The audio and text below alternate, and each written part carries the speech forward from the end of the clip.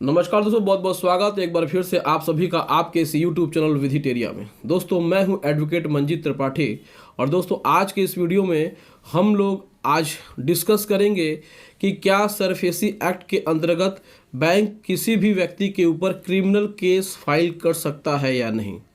जी हाँ दोस्तों, हमारे एक सब्सक्राइबर ने हमसे पूछा है कि सर क्या सरफेसी अधिनियम के अंतर्गत या फिर लोन डिफ़ॉल्ट होने के अंतर्गत बैंक हमारे ऊपर किसी प्रकार से कोई भी क्रिमिनल केस कर सकती है या नहीं। तो आज हम उनके प्रश्न का उत्तर इस वीडियो के माध्यम से देने वाले हैं। तो वीडियो को पूरा देखिएगा और अंत तक देखिएगा। यदि आपने भी किसी भी बैंक से कोई भी सिक्योर लोन लिया है तो यह वीडियो आपको पूरा देखना चाहिए। तो दोस्तों चैनल पहली बार आए हैं तो चैनल को सब्सक्राइब भी कर लीजिएगा, साथ ही साथ बेल आइकन दबा के ऑल नोटिफिकेशन को भी ऑन कर लीजिएगा, ताकि जब भी इस चैनल पे कोई वीडियो अपलोड हो तो उसके नोटिफिकेशन की जानकारी सबसे पहले आप तक पहुंचे। तो चलिए दोस्तों देर नहीं करते हैं, वीडियो को शुरू करते हैं। दोस्तों देखिए, यदि आपने किसी भी बैंक से कोई भी सिक्योरिटी मॉर्गेज रख करके, यानी कि अपनी कोई भी अचल संपत्ति, उसमें घर हो सकता है, ज़मीन हो सकती है, कोई भी जायदाद ऐसी हो सकती है जो इमूवेबल है, जो मशीनरी भी हो सकती है,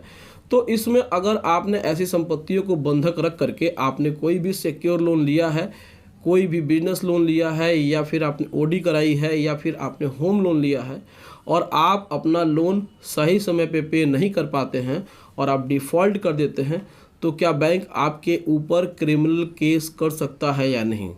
आज का प्रश्न यही है। तो देखिए, इसमें क्रिमिनल केस होने का कोई सवाल ही पैदा नहीं होता है, क्योंकि बैंक कभी भी आपको लोन देती है तो उसमें वह जो कोलेटरल आप देते हैं, जो सिक्योरिटी, जो मॉर्गेज, जो रेहन या बंधक आप देते हैं बैंक को, उसका जो वैल्यू होता है वो आपके लोन से दुगुना या तिगुना होता है। तो ऐसे कंडीशन में बैंक आपके ऊपर कभी भी 420 का मुकदमा नहीं कर सकती है, कोई भी क्रिमिनल केस नहीं कर सकती है।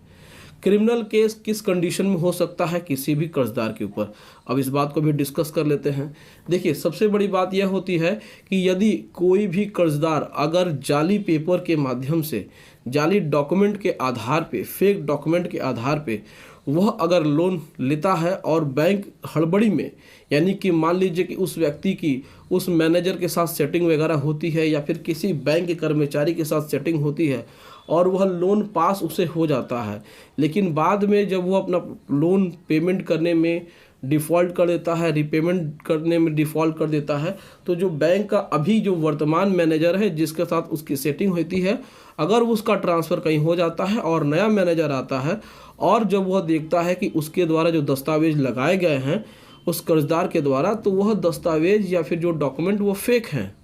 और वह अपना लोन रीपेमेंट करने में प्रॉब्लम करता है, तो फिर वहाँ पे ऐसे व्यक्ति के खिलाफ 420 के अंतर्गत मुकदमा हो सकता है, जो आईपीसी की धारा है, जिसके अंतर्गत फ्रॉड करने के लिए 7 साल की सज़ा भी उसमें दी गई है और जुर्माना भी दिया गया है। तो यहाँ पे समझने वाली बात यह है कि जब भी कोई कर्जदार कोई जाली डॉक्यूमेंट लेकर के बैंक को गुमराह करके लोन पास करवा लेता है सेटिंग के आधार पे, और जब वो अपना लोन रीपेमेंट नहीं करता है तो उसके ऊपर क्रिमिनल केस अलग से सिविल कोर्ट में चलता है। लेकिन अगर व्यक्ति साफ सुथरा है, उसने सही तरीके से डॉक्यूमेंट लगाए हैं और उसका जो भी डॉक्यूमेंट है वो जेन्युइन है, और अगर वह लोन को रीपेमेंट करने में डिफ़ॉल्ट कर देता है, तो यहाँ पे बैंक किसी भी प्रकार से उसके ऊपर आपराधिक मुकदमा दर्ज नहीं कर सकती है, क्योंकि सरफेसी अधिनियम के अंतर्गत किसी भी प्रकार से आपराधिक मुकदमे को चलाने का कोई भी कानून नहीं है।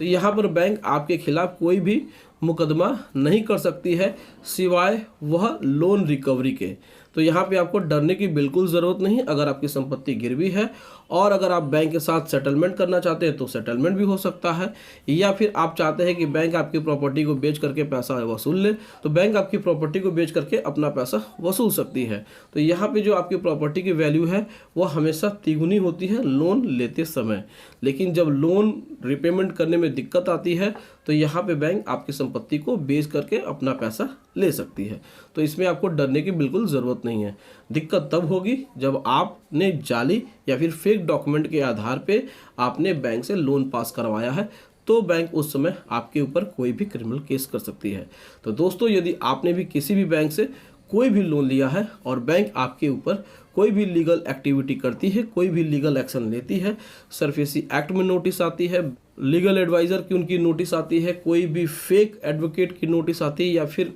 कोर्ट से डायरेक्ट समन आता है पर्सनल लोन में,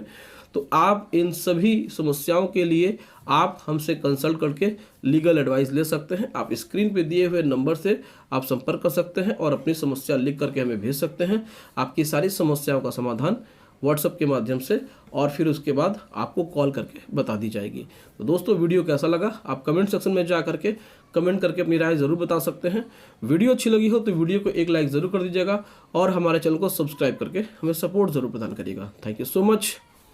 जय हिंद दोस्तों।